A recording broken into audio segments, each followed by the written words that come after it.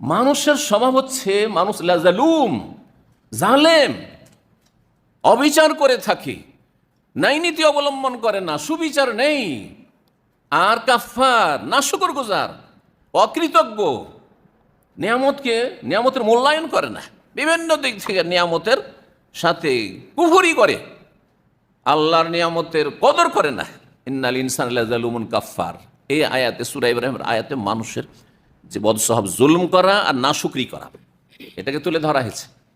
সূরা নাহলের আয়াত বলছে ইন্নাল্লাহ গফুরুর রহিম ওয়া ইন তাউদ্দু নি'মাতাল্লাহি লা তুহসুহা। পরে কেন বলেছেন? আল্লাহর নিয়ামত গণনা করে শেষ করতে পারবে না, কিন্তু তোমাদের খারাপ স্বভাব হচ্ছে নিয়ামতের কদর করছো না, মূল্যায়ন করছো না।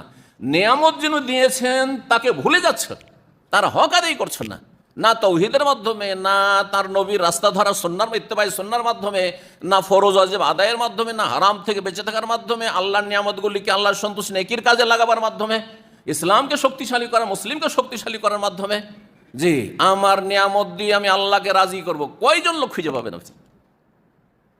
নিয়ামতের উদ্দেশ্য হচ্ছে এটা যে আল্লাহ তুমি দুনিয়া দিয়েছো, এই দুনিয়া দিয়ে আমি জান্নাতের ব্যবস্থা করব। আমি তোমার দান তোমার নাফরমানির কাজে লাগাবো না, গুনার কাজে লাগাবো না।